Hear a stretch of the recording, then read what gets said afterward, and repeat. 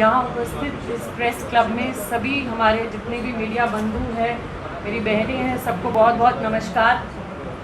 आज आप सब यहाँ आए हैं। आज की प्रेस का जो अहम मुद्दा है वो है महंगाई, कमर तोड़ती महंगाई। भाजपा की सरकार हमेशा से ये कहती आई थी 2014 के बाद से कि सबका साथ सबका विकास, और इसमें 2019 में उन्होंने एक पंक्ति और जोड़ी, सबका विश्वास। लेकिन 2022 में आज हमें समझ में आता है न सबका साथ है, न सबका विकास है, न सबका विश्वास है, सिर्फ सबका सत्यानाश है। सबका सत्यानाश कैसे है? क्योंकि एक महिला हूँ तो शुरू करूंगी सबसे पहले एलपीजी गैस सिलेंडर के दाम से। उज्ज्वला गैस योजना, उज्ज्वला गैस योजना में रोज कहा घर घर सिलेंडर बांट दिए, घर घर सिलेंडर बांट दिए। आज उज्ज्वला गैस योजना की असलियत क्या है? आज उज्ज्वला गैस योजना की असलियत है कि 67% महिलाओं ने वो सिलेंडर वापस कर दिए हैं, इस्तेमाल करने बंद कर दिए हैं। क्यों? क्योंकि वो जो झुंझुना उन्होंने थमाया था हाथ में, बीजेपी सरकार ने एक झुंझुना थमाया था महिलाओं को उज्ज्वला गैस के नाम पे, युवाओं को, बेरोजगार युवाओं को हर साल 2 करोड़ नौकरियों के नाम पर ये जो झुंझुना थमाया था उनको, आपने देखिए क्या किया।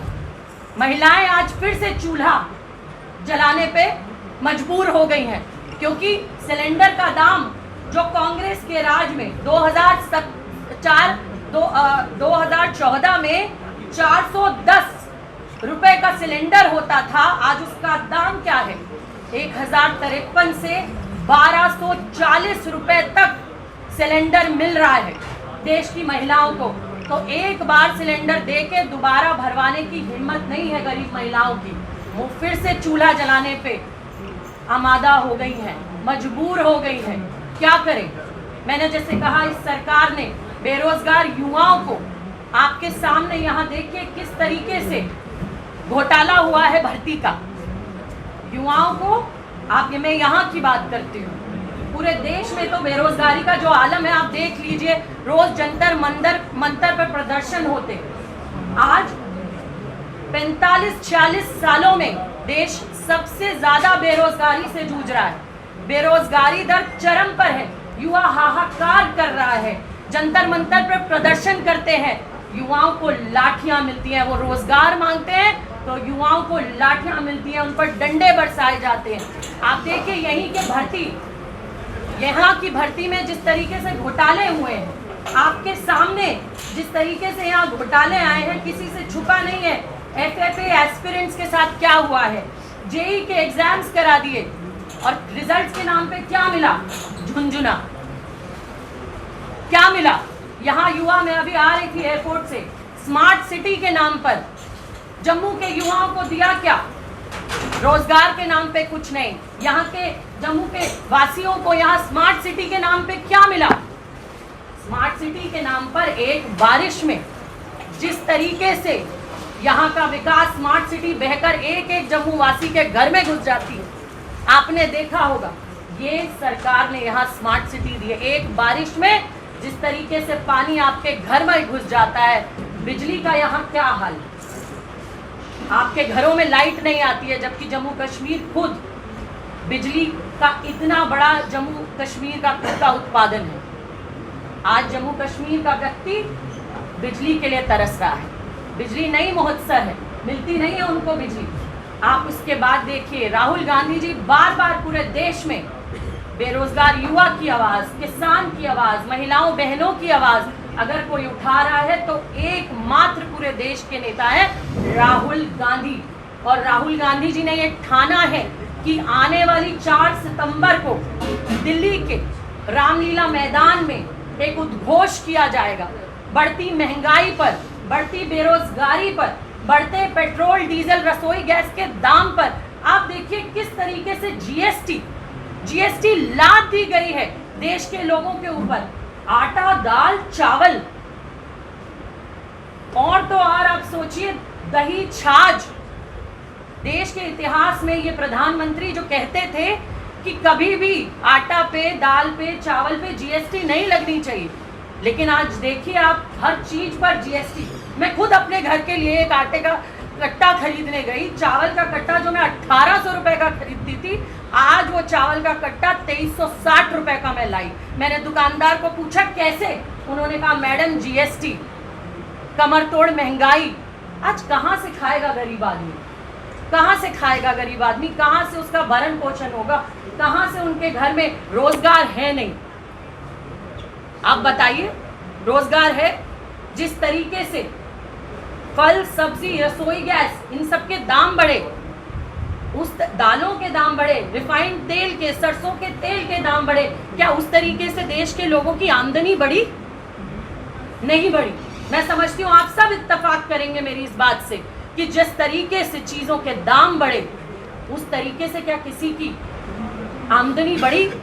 नहीं बढ़ी।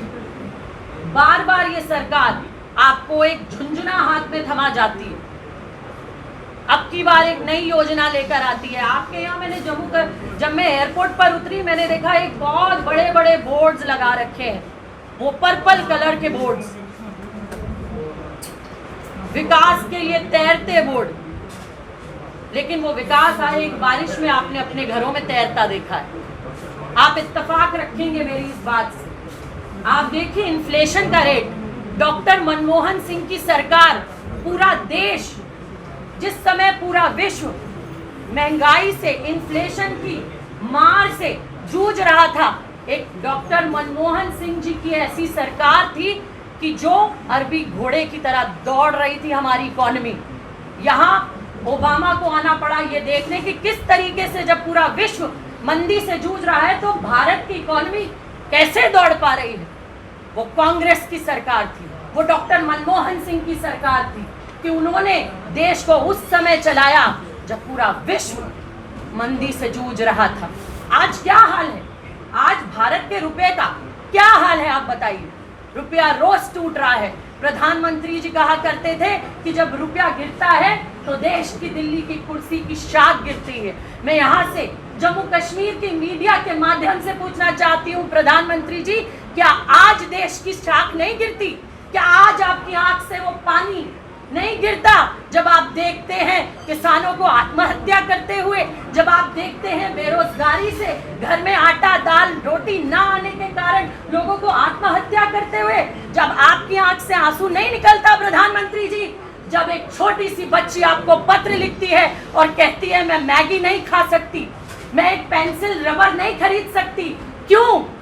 क्योंकि माँ डांटती है, माँ थप्पड़ मारती है, पैसा नहीं है, नहीं खरीद सकती मेरी माँ एक मैगी का पैकेट मेरे लिए, डांटती है मुझे, कहती है महंगाई है, पैसा नहीं है, आमदनी नहीं बढ़ी है। या तब आपकी आंसू से, तब आपकी आंख से आंसू नहीं आता प्रधानमंत्री जी देश की उस छोटी सी बच्ची को विलाप करते देख, परेशान होते हुए एक 10-12 रुपए के मैगी के पैकेट के लिए, अपनी रबड़ पेंसिल कॉपी के लिए। आपने देश के बच्चों की पढ़ाई पर कि आप देखिए किस तरीके से उनकी कॉपी किताब तक के दाम आपने बढ़ा दिए। आज शिक्षा का बजट आपने घटा दिया। देश के किस तरीके से यहाँ आप देखिए कितना सैनिक हमारे देश की आर्मी पड़ी है, आपने सेना का बजट घटा दिया। आप देश को दे क्या रहे हैं? ना युवा को नौकरी दे रहे हैं, ना महिलाओं को एक सिलेंडर दे पा रहे हैं, ना राशन दे पा रहे हैं। आप क्या दे रहे हैं? आप पेट्रोल डीजल के दाम अगर बढ़ते हैं तो आप देखिए हर चीज का दाम, मैं कहती हूँ घर के खाने की चीजों का दाम तक बढ़ जाता है अगर पेट्रोल डीजल का दाम बढ़ता है। जब कांग्रेस की सरकार में क्रूड ऑयल इतना महंगा 150 रुपए प्रति बैरल, 150 के पार था डॉलर प्रति बैरल, उस समय कांग्रेस की सरकार ने, डॉक्टर मनमोहन सिंह जी ने सब्सिडी देकर उसको हमेशा नियंत्रित रखा। कभी भी देश की जनता के सिर पर वो बोझ नहीं पड़ा, हमेशा से नियंत्रित रखा। पेट्रोल का दाम 60 रुपए, डीजल का दाम उससे भी कम, आज 100 के पार पर कर गया है ये आंकड़ा। आप जाइए, लेकिन आवाज कौन उठाएगा? आज जम्मू कश्मीर की इस मीडिया से, यहाँ प्रेस के बंधुओं से, भाइयों से, बहनों से मैं गुजारिश करना चाहती हूँ कि इस महंगाई से सिर्फ कांग्रेस पार्टी नहीं जूझ रही है, इस महंगाई से यहाँ बैठे हम लोगों के घर पर सिर्फ असर नहीं पड़ रहा है, एक एक व्यक्ति के घर पर असर पड़ रहा है, बच्चों की पढ़ाई पे असर पड़ रहा है, उनके दूध पर असर पड़ रहा है। क्या आप इत्तेफाक नहीं रखते इस बात से? क्या दूध के दाम जो बढ़े हैं अभी, क्या आप लोगों के घर के बजट नहीं बिगाड़ते? सिर्फ कांग्रेस के लोगों के घर बिगाड़ते हैं? नहीं, देश की आम जनता के बजट बिगड़ रहे हैं, उनके घर परेशान है। आज आमदनी नहीं बढ़ रही है, इसलिए राहुल गांधी जी ने उद्घोष किया है कि 4 सितंबर को दिल्ली के रामलीला मैदान में एक बड़ी रैली कांग्रेस करने वाली है। राहुल गांधी जी पूरे देश की पीड़ा को समझते हुए आम जन की आवाज उठा रहे हैं, आपके घर की बात कर रहे हैं, आपके बढ़ते हुए आटा, दाल, चावल, दूध, दही, सब्जी, फल। आप सब्जी नहीं खरीद सकता, दाल नहीं खरीद सकता व्यक्ति, आप फल तो भूल जाइए। तो सीधा सीधा आप देखिए सरकार कहकर क्या आई थी और दे क्या रही। ये दे रही है आपको यही झुंझुना दे रही है। हर बार इस झुंझुने को आपको देती है। हर 2019 में आई कि आपको न जाने क्या क्या देंगे और दे क्या रही है। कमर तोड़ महंगाई, कोरोना की मार मैं नहीं मानती देश के किसी घर ने नहीं झेली हो। अगर आपने नहीं झेली, आपके दोस्त रिश्तेदारों ने झेली है। सड़कों पर लोग मरे हुए थे, ऑक्सीजन सिलेंडर नहीं मिल रहे थे। मुझे भी याद है जम्मू के लिए लोगों ने मुझे फोन किए, मैंने यहाँ के लोगों के लिए भी फोन किया। पूरे देश में अगर कोई काम कर रहा था तो कांग्रेस का संगठन काम कर रहा था। लगातार लोगों के घर ऑक्सीजन, दवाई, आम जनता काम कर रही थी, लेकिन ये सरकार गायब थी। आप ढूंढ नहीं पा रहे थे इनके जनप्रतिनिधियों को। लगातार कांग्रेस का लक्ष्य है हर व्यक्ति की बात को सुनकर आम जन के लिए काम करना। इसीलिए लगातार कांग्रेस ये कहती आ रही है कि आप देखिए, साथ दीजिए।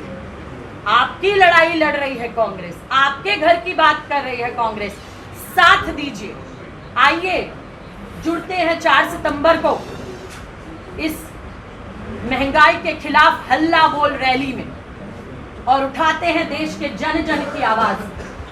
आज जिस तरीके से युवा बेरोजगार है उसकी चर्चा करने के लिए मेरे साथ हमारे भाई दिल्ली AICC से आए हैं। आपसे बात करेंगे और आपको बताएंगे बेरोजगारी के बारे में कि किस तरीके से युवा बेरोजगारी से जूझ रहा है। जैसा कि आप सबको एक दिया गया है कि 4 सितंबर को और अखिल भारतीय कांग्रेस कमेटी द्वारा राष्ट्रव्यापी एक बड़ा प्रदर्शन दिल्ली के रामलीला मैदान में किया जाना है, महंगाई पर हल्ला बोल। ऐसा ही प्रदर्शन पिछले वर्ष दिसंबर 2021 में हम लोगों ने राजस्थान में किया था, जब हमें दिल्ली में परमिशन नहीं मिली थी। इसके अलावा निरंतर राहुल गांधी जी और पार्टी के वरिष्ठ नेता महंगाई को लेकर निरंतर धरना प्रदर्शन आंदोलन कर रहे हैं। 5 अगस्त को दिल्ली में बड़ा आंदोलन हुआ जिसमें राहुल गांधी जी समेत 60 से ज़्यादा सांसदों ने अपनी गिरफ्तारियां दी।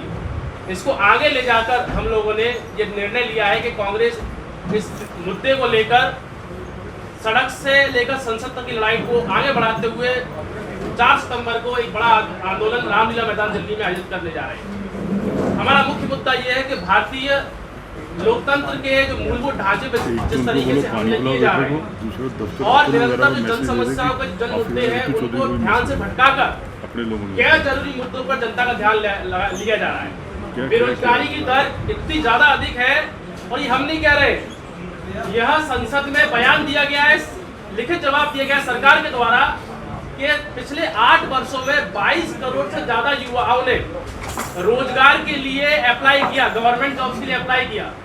उसमें से केवल ये सरकार 8 सालों में केवल 7,22,000 युवाओं को रोजगार दे पाई है। यह स्थिति तब है जब मोदी जी ने वादा किया था कि वो अगर सरकार सत्ता में आते हैं तो हर वर्ष 2 करोड़ युवाओं को रोजगार देंगे। 2 करोड़ को तो दे नहीं पाए, केवल 8 वर्षों में केवल 7,22,000 लोगों को रोजगार दिए। ये लोग बात करते थे मेक इन इंडिया की, GST गलत लगाकर पूरा लघु और सूक्ष्म उद्योग तबाह कर दिया गया है। ये बात करते थे स्टार्टअप इंडिया की। आज भारत की जो स्टार्टअप कंपनीज है उन्होंने 20,000 से ज्यादा एम्प्लॉइज को बाहर निकाल दिया है। तो निश्चित तौर पर मोदी जी की आर्थिक नीतियां पूरी तरीके से धराशायी हो चुकी हैं।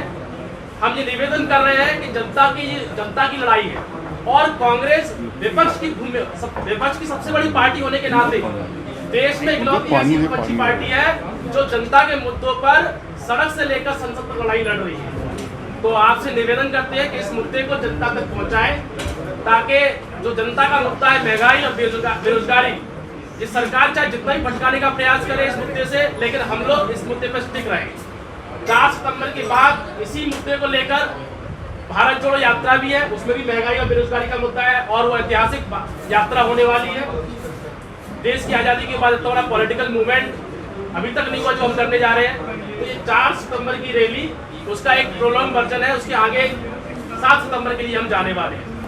बहुत बहुत धन्यवाद। आप सभी लोग का जो प्रश्न है वो आप पूछ सकते हैं। डॉली जी आपसे सवाल है कि आखिरकार कांग्रेस में ऐसा क्या हो रहा है जो कि इतने बड़े बड़े दिग्गज नेता कांग्रेस को छोड़ते हुए नजर आ रहे हैं?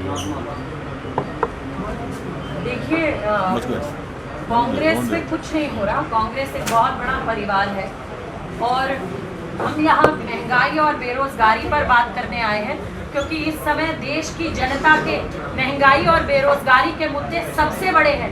मैं मानती हूँ आपका घर भी इस चीज से जूझ रहा होगा कहीं ना कहीं। तो ये मुद्दा आज सबसे बड़ा है और हमें, मुझे लगता है, इस प्रेस वार्ता को महंगाई और बेरोजगारी पर रखना चाहिए ताकि देश के जन जन की आवाज को हम उठाएं।